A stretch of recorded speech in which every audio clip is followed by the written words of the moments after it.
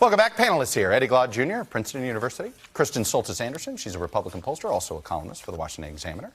Eliana Johnson, a national political reporter for Politico. And Jerry Seib of the Wall Street Journal, my partner in crime on the poll. So, Jerry, I want to start with you. Because not only did our poll show a divide, but and you sort of wrote about this, it is fascinating. It is a divide in the Democratic Party. Yeah. In a weird way, Donald Trump wants more impeachment talk because it unites his side and it serves as a wedge. Who would think impeaching Donald Trump would be a wedge in the Democratic Party, but it is. Well, you know, I wrote this column a week ago, and the lead was, what if Donald Trump wants Democrats to try to impeach him? And I was being facetious, yeah. But in the days since, I'm not sure I was being facetious. It may actually be literally true. And in our poll, you see the reason why. You have 50% of Democrats saying, let's investigate, but not start impeachment hearings. You only have 30% of Democrats and 28% of Democratic primary voters saying, yeah, let's move to impeachment. So you understand Nancy Pelosi's point of view when you see those numbers, which is this is a politically perilous path. Now, do you do it anyway because you think it's the right thing to do? Maybe. But don't kid yourself that the party is with you in a rush toward impeachment. They're not. Eliana, I mean, it's kind of a campaign strategy right now, is it not, on the Trump side?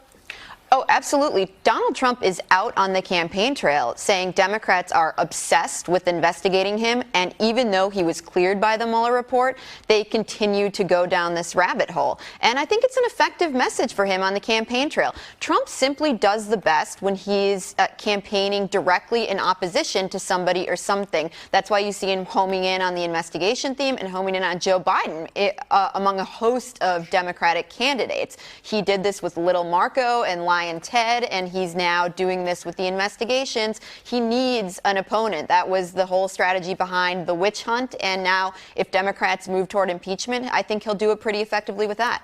Eddie, it does seem as if the Democratic base, it's funny, it's like, and I've said, the presidential candidates talk to voters, which may be why they're in one place. The congressional Democrats probably hear social media voters more.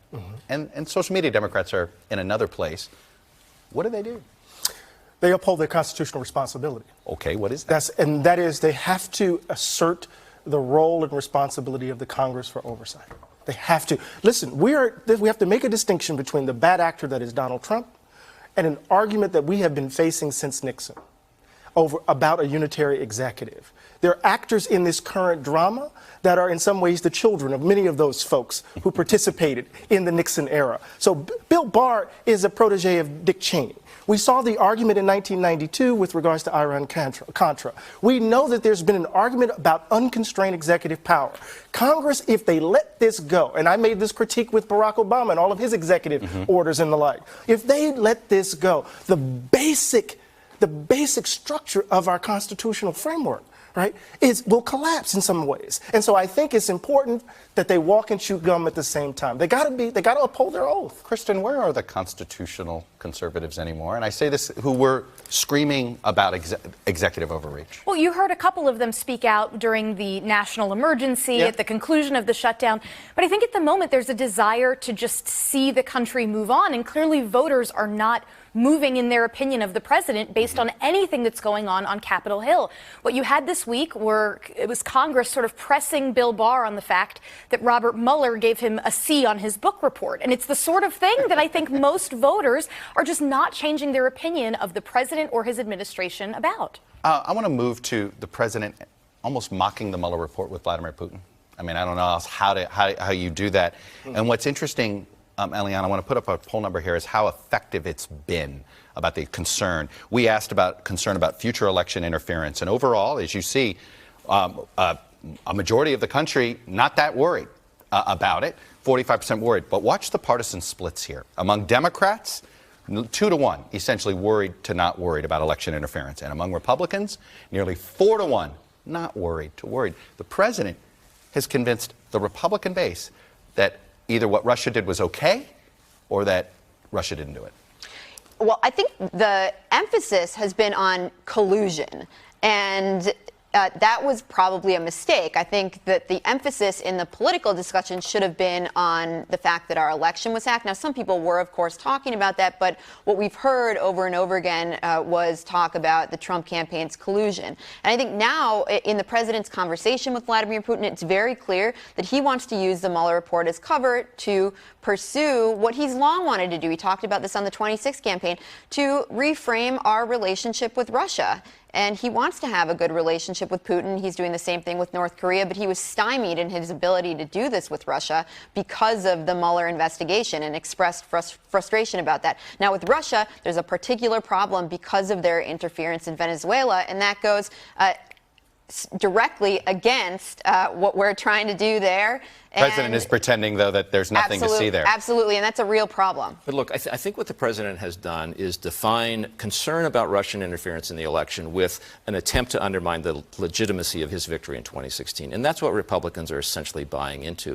And the problem with that, it seems to me, is that there is a legitimate problem here with Russian and potentially Chinese interference with the electoral process in the country, and it's kind of being lost in this debate. It was the most compelling part of the Mueller report, was the evidence of Russian interference in the election. But it got relatively little attention. Look, it's why I was obsessed with putting up the independents today when I did all the things, because the Democrats are worried about obstruction, the Republicans are worried about no collusion, and those in the middle are going, oh, Russia, yeah, exactly. Hello. Well, I think one big thing that's been so frustrating to watch the debate over Russia unfold is the idea that, well, we use words like hack the election.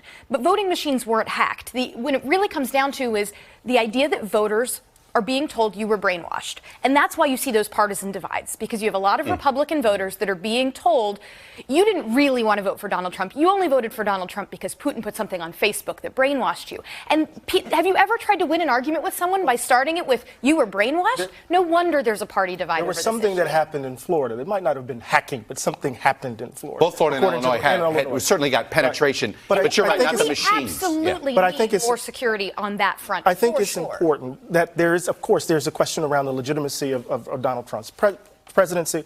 But I do think there's the case in which we need to ask the question about the 2020 elections. Not only are we concerned, at least those of us on the left, concerned about Russia, we're also concerned by this fact, the 1982 consent decree, right, that prevented the RNC, from orchestrating what particularly happened, say, in Georgia with Stacey Abrams, or what happened in North Carolina. There are these converging factors that are leading some folk to assume that the election itself could be in jeopardy, particularly because we have someone in office who's prone to cheat.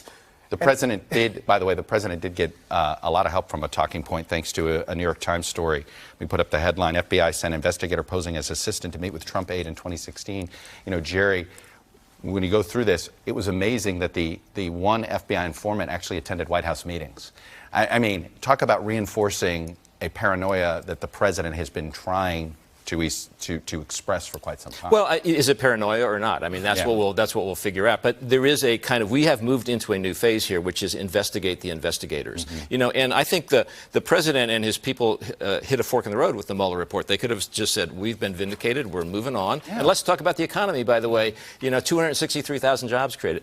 Or let's go after the people who started this whole thing. We're going to get them. And they've kind of chosen that path. Yeah, that doesn't feel like a smart re-election path, because that's not where independents are. I would add, if you think the controversy about Bill Barr is over, I think he's deadly serious about investigating the origins of the Trump campaign, the investigation into the Trump campaign. And as he said, he used the term spying, and he said that may have been okay, but I want to know whether it was adequately predicated. And I think he's deadly serious about looking into that. All right. Hey, NBC News fans, thanks for checking out our YouTube channel. Subscribe by clicking on that button down here, and then click on any of the videos over here to watch the latest interviews, show highlights, and digital exclusives. Thanks for watching.